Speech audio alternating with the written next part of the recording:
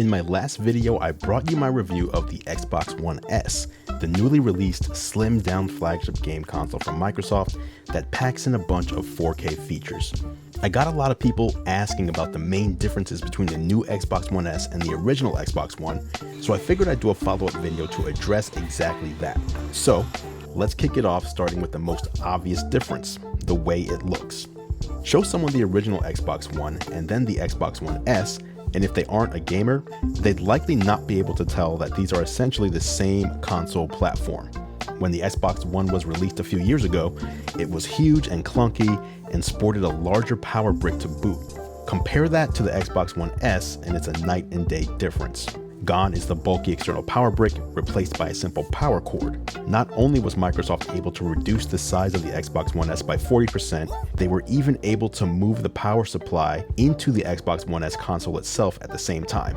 Looking on back, all the ports are the same, with the exception of the omission of the Kinect port on the new model. It appears that Microsoft is phasing out the Kinect and instead wants gamers to use a headset microphone for voice commands and the new built-in IR blaster on front of the Xbox One S for remote control of other home theater devices.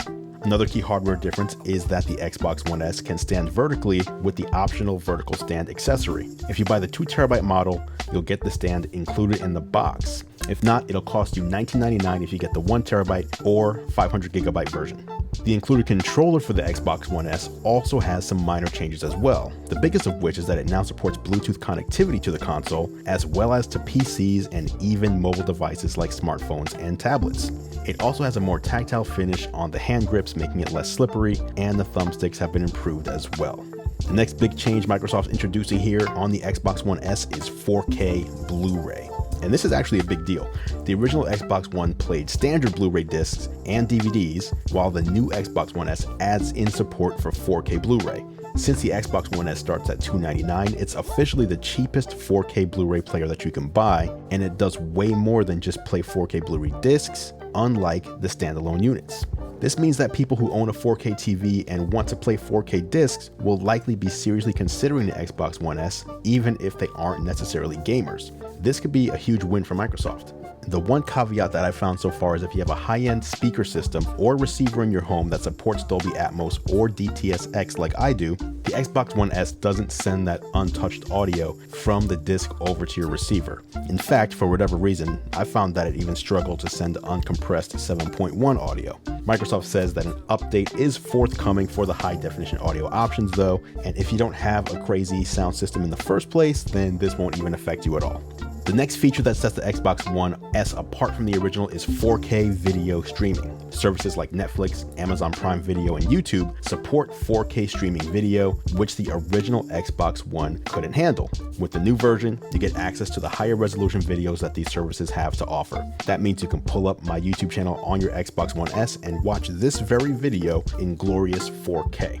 Another new feature found on the Xbox One S is 4K Game Upscaling. So you're probably sensing a pattern here. Microsoft spent a lot of time optimizing the Xbox One S for the new influx of 4K televisions. To be clear though, this is 4K upscaling, not true 4K gaming. You'll have to wait until next year's much more powerful Xbox One release, Project Scorpio, for true 4K gaming and virtual reality. Instead, the Xbox One S takes whatever the resolution is from the game that you're currently playing and upscales it to 4K before sending the signal to your television. That'll make the games look better if you're playing them on a 4K TV set, but it won't be using 4K textures.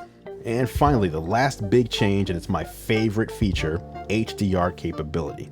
When most people think of HDR, they think of photography, but with video, HDR means that the dynamic range between the darkest colors and the brightest colors that your television can display is much wider. It really is something you have to see for yourself, but the colors are amazing and more true to life, and the brightness is unlike anything you've ever seen on a television.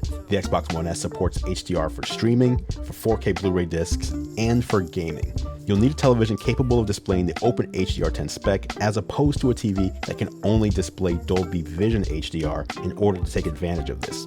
In my test, HDR on both 4K Blu-ray and streaming from Netflix looked great. I couldn't test high dynamic range gaming though, because inexplicably, Microsoft won't be releasing any HDR capable games until the fall. You'd think they would have launched something alongside the new console to show it off, but nope. So there you have it, guys, the 5 big changes Microsoft introduced to the Xbox One S that make it an even better console than the original Xbox One. Now I want to hear from you. Is this enough to make you want to upgrade? Or are you going to wait for Project Scorpio instead? Or are you not even a console gamer at all? Sound off in the comments below, and I'll meet you there for further discussion. Be sure to hit that like button if you enjoyed this one, and when you see my face appear in the video, click on it and hit subscribe if you're not subscribed already to stay up to date on my future videos, including the upcoming Xbox One S giveaway. Thanks a lot for watching. As always, guys, I appreciate the support. This is Andrew Edwards, and I'll catch you in the next video.